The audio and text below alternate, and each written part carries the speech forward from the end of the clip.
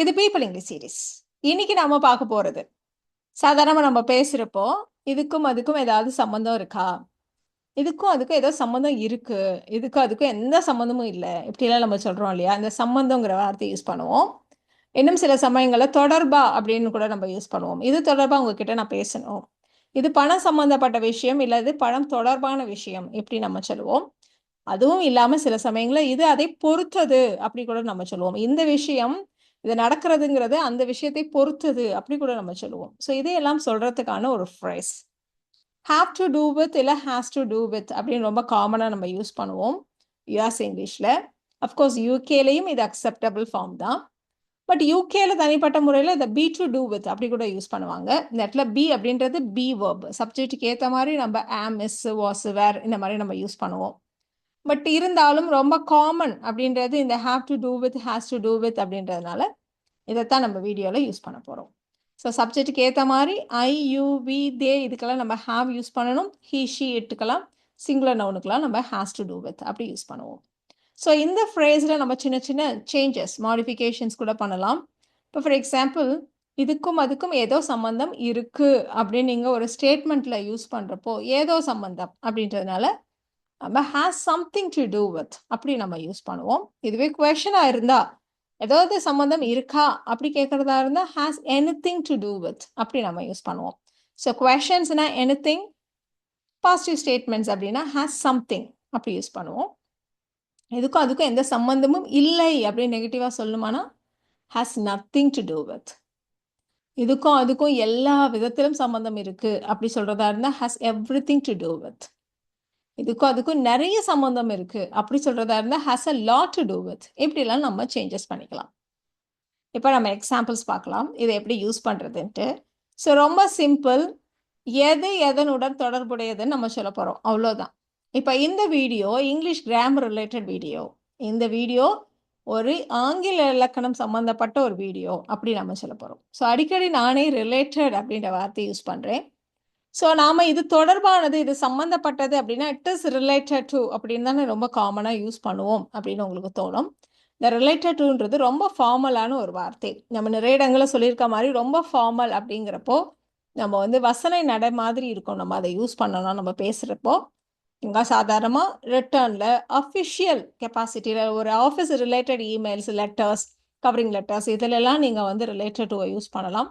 But பேசுகிறப்போ ஃப்ரெண்ட்லியாக நம்ம அளவுக்கு உள்ளவங்களோட பேசுகிறப்போ, எழுதுகிறப்போ கூட நம்ம வந்து ரிலேட்டட் டுவை வந்து யூஸ் பண்ண மாட்டோம். Have to do, has to do வித்துதான் நம்ம வந்து ஜென்ரலாக யூஸ் பண்ணுவோம். ஸோ ரொம்பவே யூஸ்ஃபுல்லான ஒரு ஃப்ரேஸ். நீங்கள் ரிலேட்டட் டுன்றது ரொம்ப ஃபார்மல், பேசுகிறப்போ வசனம் பேசுகிற மாதிரி இருக்குங்கிறத ஞாபகம் வச்சுக்கோங்க. ஸோ அதுக்கு பதிலாக தான் இந்த ஃப்ரேஸை நம்ம யூஸ் பண்ணுறோம். ஸோ இந்த காணொலி, திஸ் வீடியோ அப்படின்றது தான் சப்ஜெக்ட் இல்லையா? ஸோ அந்த காணொலினா தட் வீடியோ அப்படி வச்சுக்கோங்க. இப்போ இது வந்து சிங்குலர் அப்படின்றதுனால நம்ம ஹேஸ்ன்னு ஸ்டார்ட் பண்ணியிருக்கோம். So that video has to do with English grammar. அவ்வளோதான், ரொம்ப சிம்பிள். எது எதனுடன் தொடர்புடையது அது ரெண்டத்தையும் போட்டுட்டு நடுவில் இதை போட வேண்டியதுதான். So that video has to do with English grammar. அவருடைய வேலை அக்கௌண்ட்ஸ் சம்மந்தப்பட்ட வேலை. அவர் என்ன வேலை பார்க்குறார் அப்படின்னா அவர் அக்கௌண்ட்ஸ் சம்மந்தமாக ஏதோ வேலை பார்க்குறார், அக்கௌண்ட்ஸ் தொடர்பாக வேலை பார்க்குறார், ரிலேட்டட் டு அக்கௌண்ட்ஸ் அப்படின்னு நம்ம சொல்லுவோம். பட் ரொம்ப ஸ்போக்கனில் காமனாக எப்படி சொல்லுவோம் அப்படின்னா ஹிஸ் ஜாப், அவருடைய வேலை இல்லையா, his job has to do with accounts. His job has to do with accounts. நீங்க ஏன் என்ன பழி சொல்றீங்கன்னு எனக்கு புரியல, தெரியல. இதுக்கும் எனக்கும் எந்த சம்பந்தமும் இல்லை எப்படி நம்ம சொல்ல போறோம். ஸோ இதுக்கும் எனக்கும் எந்த சம்பந்தமும் இல்லை அப்படின்னால has nothing to do with அப்படின்னு நம்ம சொல்லிடுவோம் இல்லையா? ஸோ எனக்கு தெரியல அப்படி வச்சு சொல்லலாம். So I don't know why you are blaming me. நீங்க ஏன் என்ன பழி சொல்றீங்கன்னு எனக்கு தெரியல. I don't know why you are blaming me. இதுக்கும் திஸ் சிங்குலர் இல்லையா, அதனால has nothing to do with me. This has nothing to do with me. I don't know why you are blaming me. This has nothing to do with me. இதுக்கும் உங்களுக்கு ஏதாவது சம்பந்தம் இருக்கா வருஷனாக கேட்கலாம். So ஏதாவது சம்பந்தம் அப்படிங்கிறப்போ நம்ம வந்து has something to do with அப்படின்னு நம்ம சொல்லுவோம். பட் அது வந்து பாசிட்டிவ் ஸ்டேட்மெண்ட்டில். குவெஷனாக இருக்கிறப்போ has anything to do with அப்படி யூஸ் பண்ணுவோம். ஸோ இதுக்கும் இதுங்கிறப்போ திஸ் இல்லையா? ஸோ அதுக்கு முன்னாடி நம்ம வந்து இதை குவெஷனாக ஃப்ரேம் பண்ணணும். ஏதாவது சம்பந்தம் இருக்கா அப்படின்னு குவெஷனாக ஃப்ரேம் பண்ணணும். அதனால டஸ்ன்னு ஸ்டார்ட் பண்ண போகிறோம். ஏன்னா ப்ரெசன்ட் டென்ஸ் இதுக்கு அப்படின்னு இருக்கு. ஸோ அதனால டஸ் திஸ் அப்படி நம்ம ஸ்டார்ட் பண்ண போகிறோம். இங்கே டஸ்ன்னு வந்துட்டதுனால இங்கே திரும்ப ஹேஸ்ன்னு யூஸ் பண்ணக்கூடாது, ஹேவ்னு யூஸ் பண்ணணும் இல்லையா? So does this have anything to do with you? Does this have anything to do with you? உங்களுக்கும் இதுக்கும் ஏதாவது சம்மந்தம் இருக்கா? இதுக்கும் உங்களுக்கும் ஏதாவது சம்மந்தம் இருக்கா? அப்படி இருக்கு.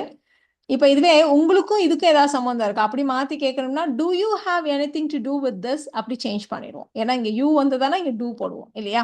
ஸோ ஐ யூ வி தேக்கெல்லாம் நீங்கள் டூ அப்படி ஸ்டார்ட் பண்ணுவீங்க. ஹீ ஷீ இட் திஸ் அந்த மாதிரிலாம் சிங்குலர் நவுன்லாம் வந்ததானா நம்ம டஸ்ன்னு ஸ்டார்ட் பண்ணுவோம்.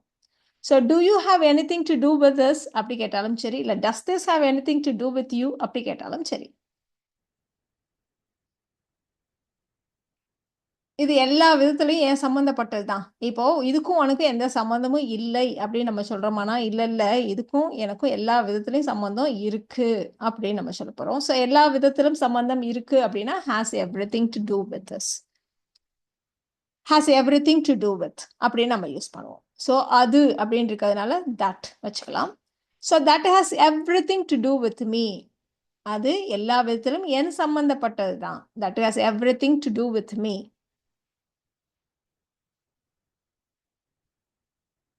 அவளுடைய பிரச்சனைக்கும் அவளுடைய வேலைக்கும் எந்த சம்மந்தமும் இல்லை, அது ஏதோ ஒரு தனிப்பட்ட பிரச்சனை. ஸோ ஏதோ அவளுக்கு ப்ராப்ளமாமே, ஒர்க் பண்ணுற இடத்துல ஏதாவது பிரச்சனையோ அப்படி கேட்டால் அவளுடைய பிரச்சனைக்கும் அவளுடைய ஜாபுக்கும் எந்த சம்மந்தமும் இல்லை, அது ஒரு தனிப்பட்ட பிரச்சனை அப்படி சொல்ல போகிறோம். ஸோ அவளுடைய பிரச்சனைகள்னு இருக்கு, ப்ளூரல்ல இருக்கு. ஹர் ப்ராப்ளம்ஸ் ப்ளூரல்ன்றதுனால நம்ம ஹாவ் அப்படி யூஸ் பண்ண போகிறோம். Her problems have nothing to do with, எந்த சம்மந்தமும் இல்லை, அதனால her problems have nothing to do with her work. It is a personal issue. So இந்த ஃப்ரேஸ் மட்டும்தான் இங்கே லென்த்தியாக இருக்குது. நீங்கள் வந்து எது எதோடைய தொடர்புடையதுன்றது மட்டும் போட்டால் போதும். இது ப்ளூரலாக இருந்தால் ஹேவ்னு போடுங்க, சிங்குலராக இருந்தால் ஹேஸ்ன்னு போடுங்க. எல்லா விதத்துலையும் சம்மந்தம் இருக்குன்னா எவ்ரிதிங் போடுங்க, ஏதோனா சம்திங்னு போடுங்க, எதுவும் இல்லைன்னா நத்திங் போடுங்க, அவ்வளோதான். So her problems have nothing to do with her work. It is a personal issue. உனக்கு உடம்பு சரியில்லைங்கிறது நீ ஆக்சுவலாக மத்தியானம் ஏதோ சாப்பிட்டில்ல, அதுக்கு ஏதோ சம்மந்தம் இருக்குது, அதனால தான் உனக்கு உடம்பு சரியில்லாமல் போச்சு எப்படி நம்ம சொல்ல போகிறோம். ஸோ இந்த இடத்துல சம்பந்தம் இருக்கு, தொடர்பு இந்த மாதிரி வார்த்தைகள் இல்லை, ஆனாலும் இது இதனால தான், இதுக்கும் எதுவும் ஏதோ சம்மந்தம் இருக்குங்கிறத தான் நம்ம இப்படி சொல்கிறோம் இல்லையா? ஸோ உனக்கு உடம்பு சரியில்லாமல் போனது இதனால தான், இதுதான் காரணம், இந்த மாதிரி சொல்கிறதுக்கும் நாம் இதே ஃப்ரேஸை நம்ம யூஸ் பண்ணுவோம். ஸோ உன்னுடைய உடல்நல குறைவு, your sickness, your sickness singular இல்லையா? அதனால ஹேஸ். ஏதோ இதால தான் அப்படிங்கிறோம், அதனால has something to do with the food you ate in the afternoon. நீ மத்தியானம் சாப்பிட்ட சாப்பாடு, the food you ate in the afternoon. Your sickness has something to do with the food you ate in the afternoon. உனக்கு உடம்பு சரியில்லாமல் போனதுக்கும் மத்தியானம் நீ சாப்பிட்ட சாப்பாட்டுக்கு தான் ஏதோ தொடர்பு இருக்கு. Your sickness has something to do with the food you ate in the afternoon. இப்போ உடம்பு சரியில்லை அப்படின்னா, முன்னாடி நீ அப்போ உடம்பு சரியில்லாமல் போனுச்சுல்ல, அதுக்கு அதுதான் காரணம் அப்படி நீங்கள் சொல்கிறதா இருந்தால் நம்ம பாஸ்ட் டென்ஸில் ஹேஸ்க்கு பதிலாக ஹேட் கூட போடலாம். Your sickness had something to do with the food you ate in the afternoon அப்படியும் நம்ம சொல்லலாம். இப்போ நம்ம பேசுறப்போ ஏதாவது கேள்வி கேட்குறோம், சம்மந்தம் இல்லாத கேள்வி கேட்குறோம் அப்படின்னா, இந்த கேள்விக்கு நம்ம பேசுற விஷயத்துக்கு ஏதாவது சம்மந்தம் இருக்கா, என்ன சம்மந்தம் அப்படின்னு நம்ம கேட்க போறோம். ஸோ என்ன சம்மந்தம் அப்படின்றதுனால நம்ம வாட்னு ஸ்டார்ட் பண்ண போறோம். ஸோ இந்த கேள்வி, திஸ் கொஷன் சிங்குலர், அதனால வாட் டஸ் திஸ் கொஷன் அப்படி நம்ம போட்டிருக்கோம். ஸோ சிங்குலர்ன்றதுனால டஸ், ப்ளூரல்ன்றதா டூ அப்படி போட்டிருப்போம். ஸோ ஆல்ரெடி இங்கே டஸ்ன்னு வந்துட்டதுனால இங்கே ஹாவ் டு டூ வித். நாம பேசுற விஷயம், the topic we are discussing. What does this question have to do with the topic we are discussing? What does this question have to do with the topic we are discussing?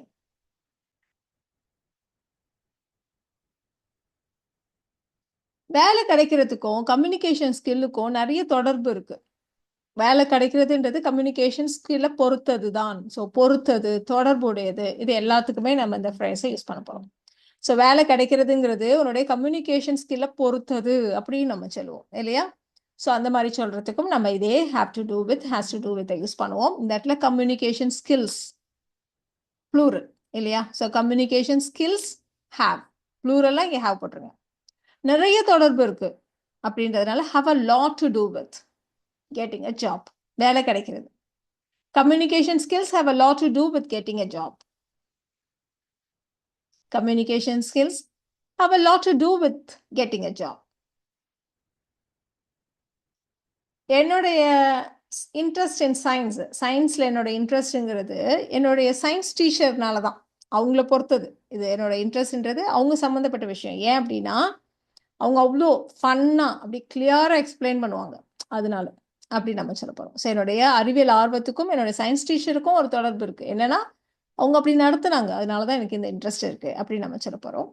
So first சென்டென்ஸில் தான் நம்ம அந்த தொடர்பு பற்றி நம்ம பேசுகிறோம். So என்னுடைய science interest, my interest in science singular, அதனால has a lot to do with, நிறைய தொடர்பு இருக்குது அப்படின்னு நம்ம சொல்லுவோம். So my interest in science has a lot to do with my science teacher. ஏன் அப்படின்னா அவங்க சூப்பராக எக்ஸ்பிளைன் பண்ணுவாங்க. She explain concepts in a fun and clear way. சூப்பராக ஃபன்னாக எக்ஸ்பிளைன் பண்ணுவாங்க. She explain concepts in a fun and clear way. My interest in science has a lot to do with my science teacher. She explained concepts in a fun and clear way. யாரோ 2 பேர் சண்டை போட்டுக்கிறப்ப நம்ம சொல்லுவோம், அவங்க 2 பேர் சண்டைக்கும் நமக்கு எந்த தொடர்பும் இல்லை, அதனால நம்ம இதில் தேவையில்லாமல் தலையிட வேண்டாம் அப்படி நம்ம சொல்லுவோம். ஸோ அவங்களுடைய சண்டை, தேர் ஃபைட், சிங்குலர் இல்லையா, அதனால ஹேஸ். எந்த தொடர்பும் இல்லைன்னு இருக்கு, அதனால nothing to do with us, நமக்கும். Their fight has nothing to do with us. Let us stay out of it. நம்ம தள்ளி இருப்போம். Let us stay out of it. Their fight has nothing to do with us. So let's stay out of it.